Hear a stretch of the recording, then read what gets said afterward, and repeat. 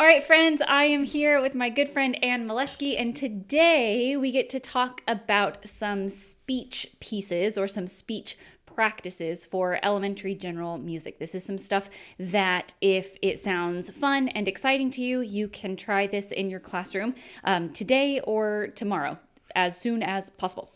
Speech is something that we don't always associate with a musical process, just because it's so normal, right? We use our speaking voices for a lot of us all day, every day. And when we think about transferring speech from our regular speaking voice into a musical setting, what we find is, number one, it's an extremely accessible pathway. Again, because students have already practiced speaking all day before they come to us. And even for some of these upper elementary students who are still, working on, they're getting in the groove of elementary music, singing voice stuff, speech is very accessible to them, to that age range. And then also for students who are still discovering their singing voice for the first time, like our younger students, speech is, again, a nice pathway to explore with all sorts of, high and low things before we ask them to actually sing with their singing voice. Expressive speaking is a really nice starting point. And what would you add to that? Yeah, absolutely. I think that, we always talk about how we sing first. And I think what you just mentioned about speech also being kind of the first of all of that, right? Doing some sort of kind of comparative type stuff with speech is really important, especially for kids who haven't had that experience before. And speech is kind of the pathway to rhythmic stuff. Which lends itself really well to body percussion. And then, we keep talking about together about how all of these things are like little nuggets that just turn into big, more expansive types of activities where the possibilities are truly limitless, right? So, speech for me in my classroom is often just the beginning point, and I'm sure for you too, where then we go into things with, body percussion, unpitched percussion, or creating melodies and other types of full-blown musical activities to go along with it, right? Maybe more musical in terms of having like some stuff with actual contour to it along with it. But speech, much like body percussion, is musical in and of its own right. So we can go ahead and put that out there as well. Yeah, I was going to say we're repeating ourselves with the body percussion thing, where like it's the mechanism, it's the pathway that we use to get to another musical end, but it's also the end destination in and of itself. So let's jump in, because the thing that I am doing today will be kind of a speech piece on its own. It won't get extended, or at least in this activity, it won't get extended.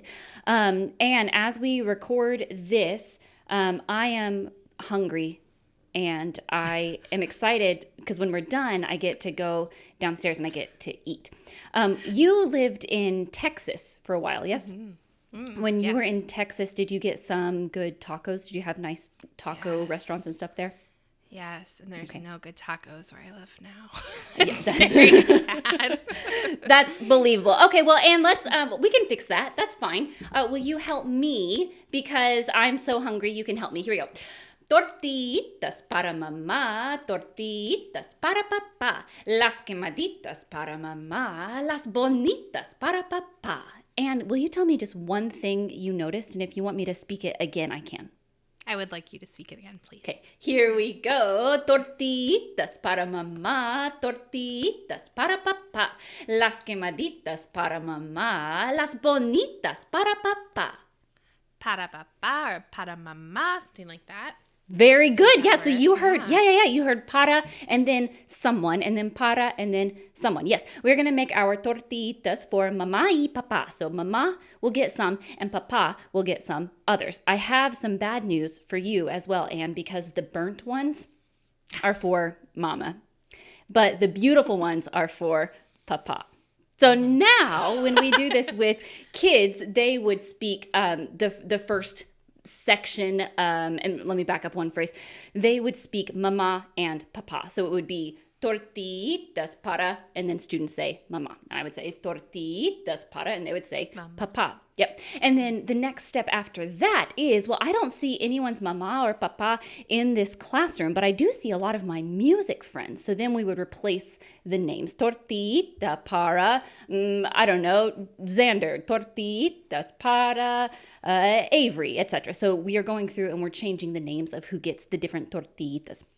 The other way that I will teach this rhyme to younger grades is for them to speak the first 2 lines, because as you pointed out, there's a lot of repetition, and the easiest 2 lines for students are going to pick up is tortitas para mamá and tortitas para papá. That will be the easiest thing. And then I will take the last 2 lines, and then eventually students will do the whole thing without my help.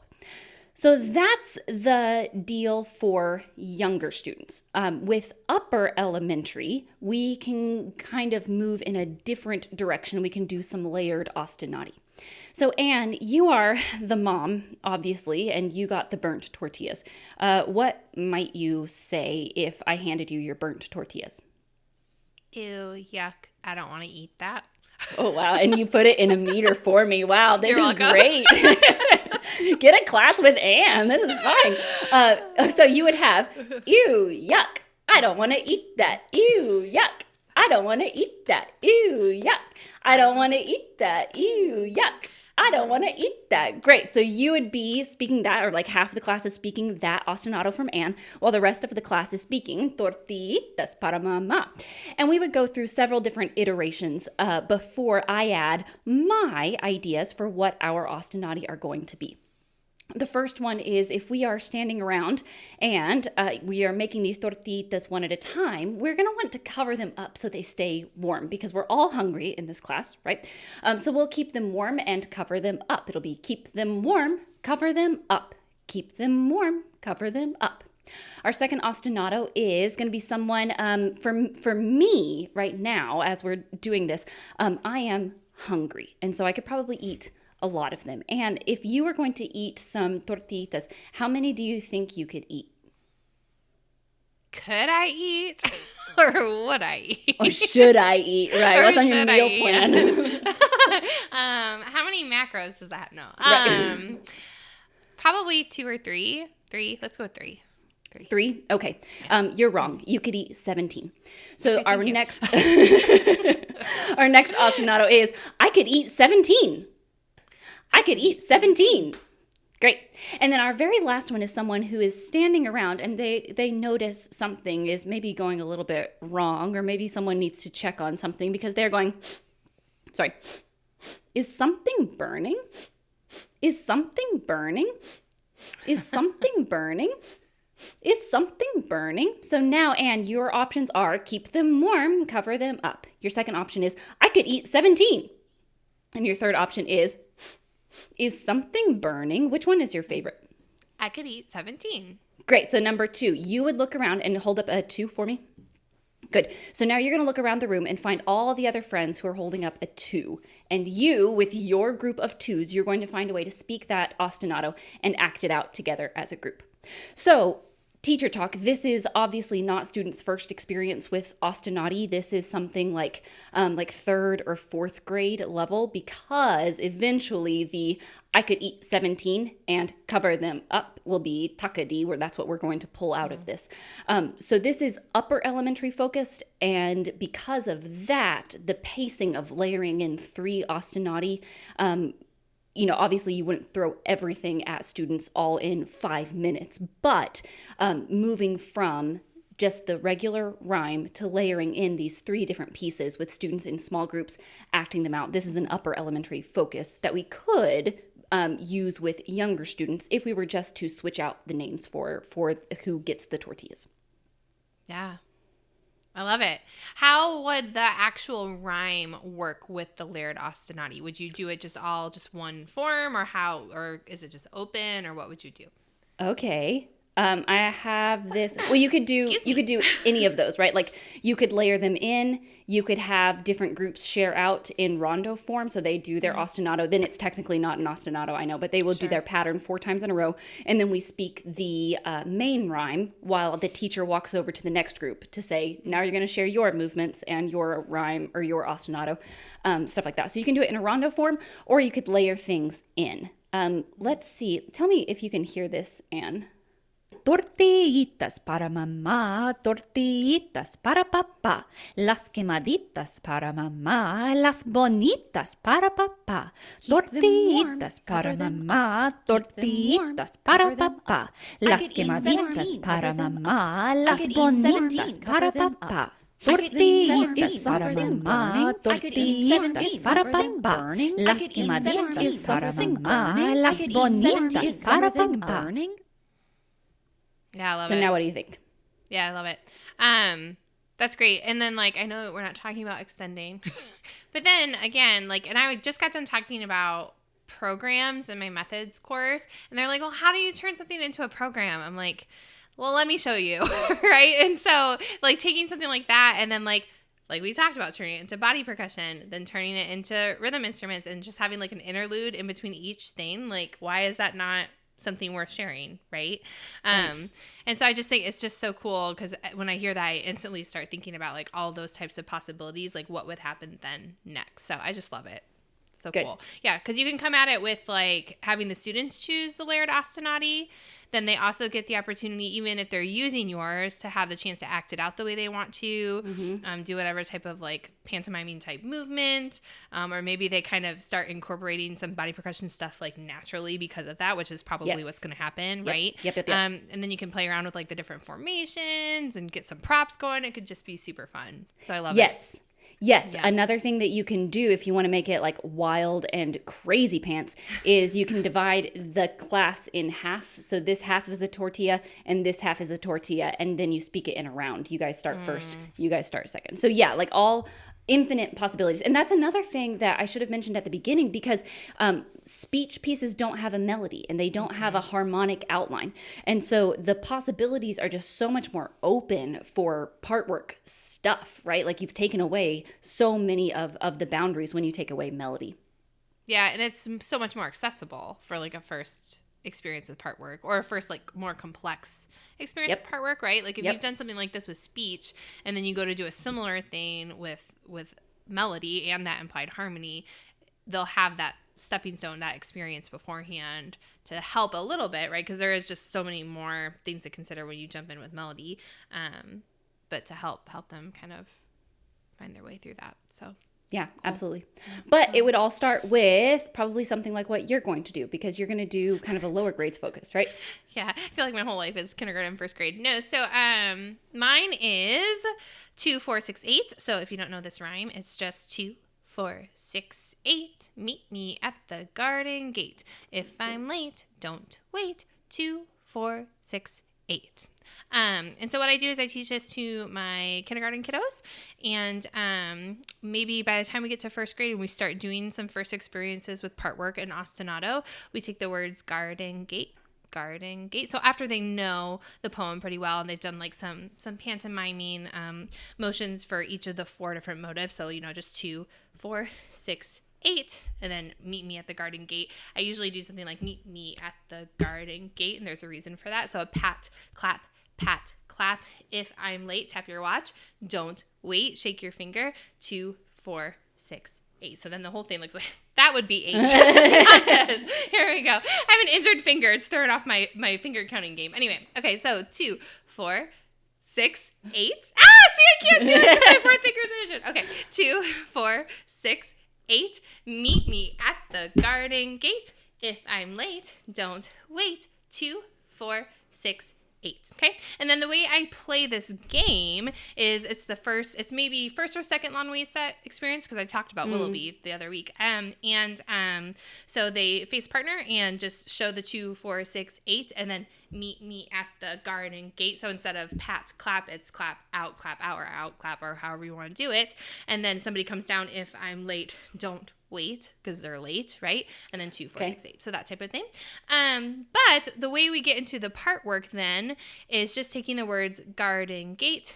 And we didn't talk about this because you talked more about kind of that layered ostinati upper elementary implication. But if this is a first experience with part work, what I like to do is I like to have the kids say the rhyme, and then I do the ostinati the first time, and then we Yep. switch. So I'm my own group and they're their own group, because splitting them into groups the first time, like they might get it, but it's a little trickier, right? So I want them to have the experience of being the main rhyme and then doing the ostinati with just me doing the different part, and then split them into two groups when the time comes. I do a similar thing with canon. I'm sure you do too, because they need to experience both pieces as a unit before like starting and being second. So it's a similar type of idea. You want to give them that opportunity before you jump right in. And then a way to expand that then is, after we practice the garden gate, is saying, Victoria, what color is your gate today? My gate is lime green. Lime green gate. That's hard to say. Lime green gate. Lime green gate. Yeah, Lime and green gate. so on and so forth. Then 2, 4, and then we layer that way. And then, Bobby, what color is your gate today? It's red. Red gate. And we can take red gate, or lime green gate, or however you want to show that, right? And it ends up being TTs and TAs pretty exclusively. I don't know what cerulean gate, cerulean. Yeah, like someone will come up with something that's offbeat and you can make it work. But predominantly, like, those primary colors end up being like TT and TAS, so it's easy to derive, right? Yep. And so I think with older students, I was just thinking about this as you went through, you can go into the same layered ostinati idea where it's like, well, what would you say if you're late, Victoria? Yep. I would say, this always happens. Oh, this always happens. Oh, this always happens. Yeah. So something like that. And then purple gate. I mean, you can come up with like a million different ways, right? And then and then again, like, especially if you found some good like TT ta ostinati, adding like rhythm sticks to it is usually the first step for me with the little ones, right? And so then the group with the ostinati has purple gate, then everybody else is doing the motions, and then they switch. What I like about having blank gate is that setting up a lot of parameters, a good anchor for the kids, instead of just being like, well, tell me about your gate. I mean, you could do that too, but again, for this age group, for like a K1 experience where it's their first opportunity, maybe even giving a suggestion for something like this, I want to keep it kind of tight, right? I want to keep it really focused in. So yeah, that felt very scattered. But hopefully that makes sense, because it's just very straightforward and simple. Oh, yeah. So, yeah. I love that. I can even imagine after you run down your long way set because you're late, at the end, Mrs. Molesky is there with rhythm sticks for you, and now your job is the ostinato or something. Yep. Maybe you're going to keep the steady beat on a tubano while your other friend is going to play the rhythm on rhythm sticks. Something that I want to point out, Anne, is that you mentioned that this is a kindergarten focus, or like a lower elementary focus. And that's true, but I also know that you have done a very similar type activity with adults, like adult beginners in your independent contract work. So do you want to talk about that at all? Well, and it's mostly like what I was explaining about how this is a really good way to set up somebody who's never had the opportunity to make a choice, right? So if we think about improvisation, and speech improvisation is the most accessible first experience, right? Because we can use that as a bridge to so many other musical things, and it feels comfortable, right? It's a safe space. We're not asking people to sing individually or play something that's like super outside of their body. It's just like, oh, well, I talk all the time, so it's not hard to find a word to fit into this. So if you have blank gate, kids want to tell you more descriptive things, but with adults they need even more focus just to feel confident. And so actually when I do this with adults, I don't even bring in color. I just say use the words garden gate and find